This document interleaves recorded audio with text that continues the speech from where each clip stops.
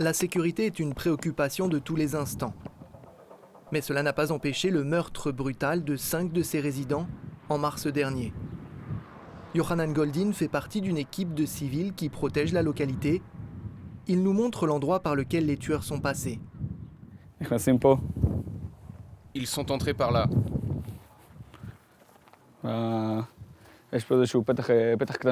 Vous pouvez encore voir le trou dans la barrière, même s'il a été réparé.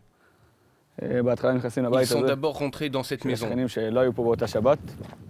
Elle était vide parce que les gens étaient partis pour le Shabbat. Ils y sont restés 1 heure. Ils ont attendu que les Fogel aillent dormir pour aller chez eux à 10h15.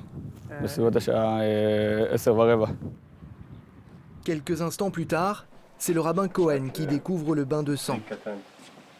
Les matelas, sur lesquels les 5 membres de la famille Fogel ont été égorgés, sont disposés devant la maison avant d'être jetés. Selon le rabbin, rien n'aurait pu empêcher le massacre. Ce carnage-là qui a été réalisé dans cette maison, c'est d'une certaine manière, c'est un problème qui est pour le moment, malheureusement, on ne recherche pas ça, hein, intrinsèque à notre vie en Israël. Entre autres, l'attaque a mis en lumière le réseau d'acteurs responsables de la sécurité des colonies juives et certaines des défaillances du système censé la garantir. Entre Jérusalem-Est et la Cisjordanie, ce sont plus de 500 000 Israéliens qui vivent au-delà des frontières de 1967, reconnues par la communauté internationale. 2,5 millions de Palestiniens vivent sur ce même territoire.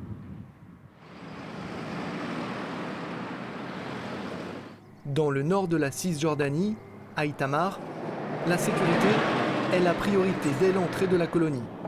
Plus de 1000 personnes y vivent, sur quelques 7 km². Depuis 2002, 14 de ces résidents ont été tués par des Palestiniens qui s'y sont infiltrés. Yuri Antropov est un garde de sécurité privé. Ce sont généralement des employés comme lui qui surveillent et gèrent les points d'accès aux colonies. Ils dépendent du ministère de la Défense et sont en contact permanent avec l'armée. J'ai une ligne qui me permet d'être tout de suite en liaison avec l'unité de l'armée. Je peux aussi être en liaison avec l'officier de sécurité de la localité. C'est vrai que quand il se passe un truc, j'ai la possibilité de le rameuter très vite, beaucoup de force. Yuri nous parle des limites du système de défense auquel il participe. Le soir de l'attaque, il occupe ce même poste. Il nous raconte que l'alarme sonne à plusieurs reprises lorsque les tueurs passent le grillage de sécurité. Mais ses collègues choisissent de ne pas déclencher l'alerte qui aurait entraîné une intervention immédiate. Notre équipe d'intervention est arrivée très vite, en 6 minutes, mais elle n'a rien identifié ou repéré.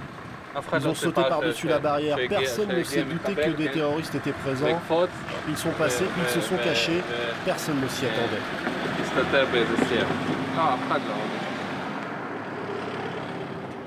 Matania Benchetrit est l'agent de coordination de la sécurité à Itamar. Il fait le lien entre l'armée et les différentes équipes qui protègent la colonie. Les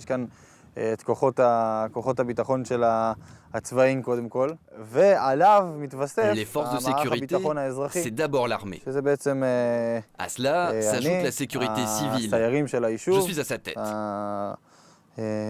Ensuite, elle est composée d'un groupe d'intervention de la localité et puis surtout d'un central dans lequel se trouve le système d'alerte de la colonie. Il permet de gérer la barrière, qui elle-même est reliée à un système de vidéosurveillance.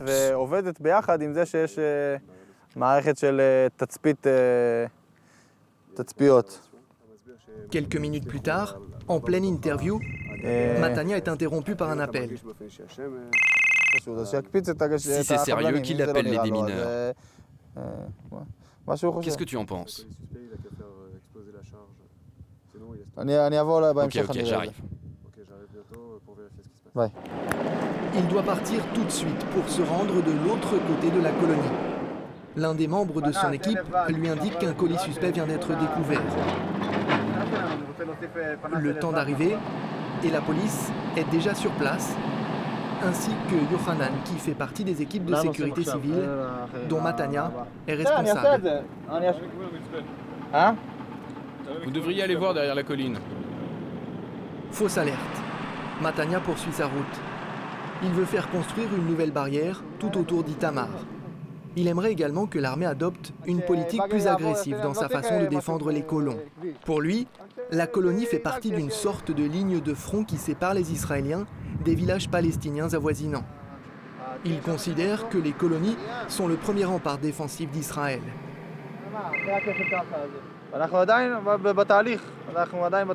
On est toujours engagé dans un processus de confrontation avec nos ennemis, sur tous les fronts, dans tout type d'endroits. Le peuple juif ne sera pas brisé ni par un attentat comme celui-ci, ni par un autre, ni par une guerre, ni par une quelconque opération.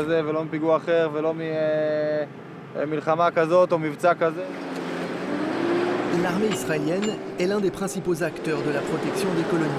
Pourtant, elle s'exprime peu sur le sujet. L'un de ses porte-paroles a accepté de nous accorder une interview courte, sans rentrer dans les détails de ce qu'elle fait en Judée et Samarie, le nom biblique que les colons utilisent pour parler de la Cisjordanie. Nous, l'armée israélienne, Tsahal, sommes en Judée et Samarie, et notre principal objectif est de garantir la sécurité des civils. Notre mission est d'empêcher les terroristes de s'infiltrer en Israël, comme ça a été le cas dans le passé. Nous ne faisons pas de politique, nous sommes l'armée, et l'armée ne fait pas de politique, nous ne sommes ici que pour la sécurité.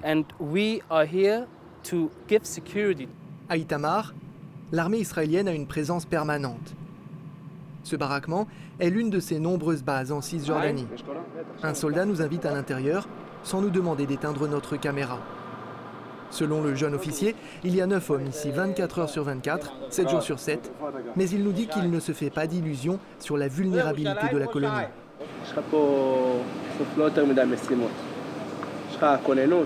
Il y a beaucoup trop de missions ici.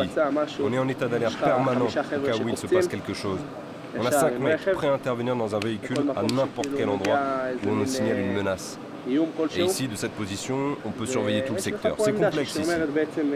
Il y a la barrière avec le système d'alerte, mais regarde, moi je te dis, il y a des endroits par lesquels les terroristes peuvent s'infiltrer facilement. C'est juste une question de volonté. S'ils veulent nous toucher, ils le peuvent. C'est clair qu'on déjoue pas mal d'attentats.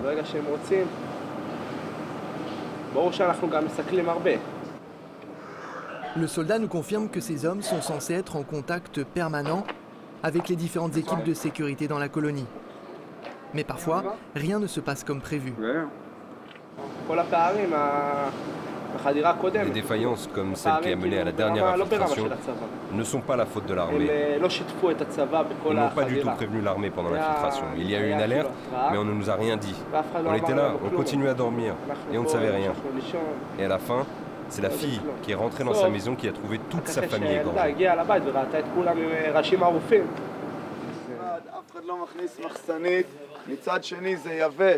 Dans une autre colonie, ces jeunes volontaires apprennent à ne compter que sur eux-mêmes pour se défendre. Ce sont les Mishmeret Hayesha, littéralement la garde de Judée et Samarie. C'est une organisation paramilitaire fondée dans les années 80 qui fonctionne avec des fonds privés. Seules les armes lui sont fournies par l'armée.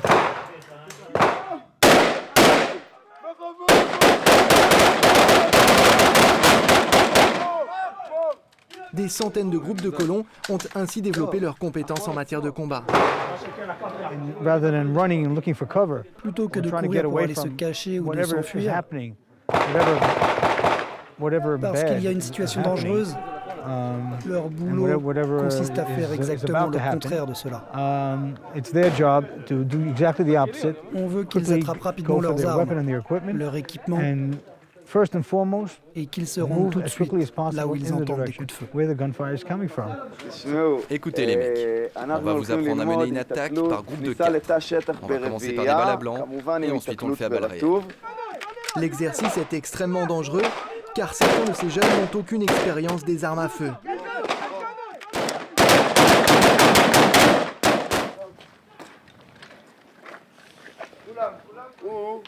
C'est vraiment nécessaire, car des années d'expérience nous ont prouvé que cette formation sauve des vies. Voici une personne prise entre deux feux. Ça arrive souvent.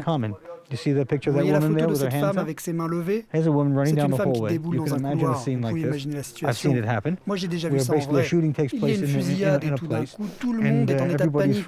Les gens sortent de leurs chambres et des bâtiments en courant. Le lendemain, les jeunes colons s'entraînent dans leur école religieuse à Hébron. Leurs chambres ont remplacé le stand de tir et les armes ne sont pas chargées. But de l'exercice, parcourir tout l'étage à la recherche de personnes infiltrées. L'instructeur leur a dit que les premières minutes d'une attaque sont les plus cruciales. Ils doivent donc rapidement identifier et éliminer la menace.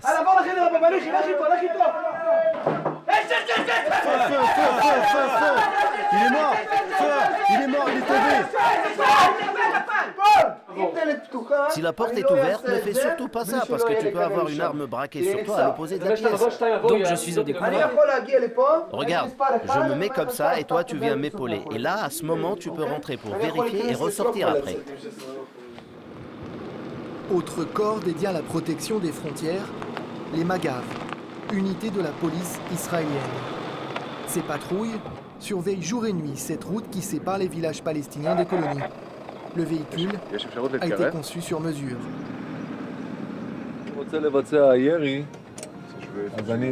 Si jamais j'ai besoin de tirer, c'est très simple. Je peux insérer mon M16 ici, dans ce trou.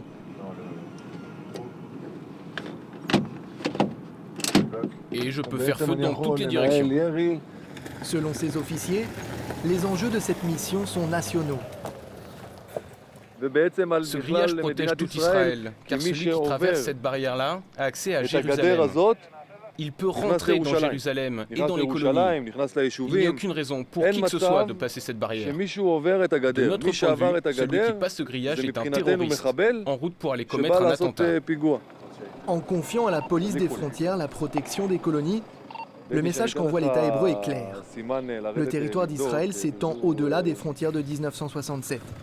C'est la stratégie du fait accompli et l'objet d'un contentieux majeur qui a fait échouer les pourparlers de paix en septembre dernier, précisément sur la question de la colonisation.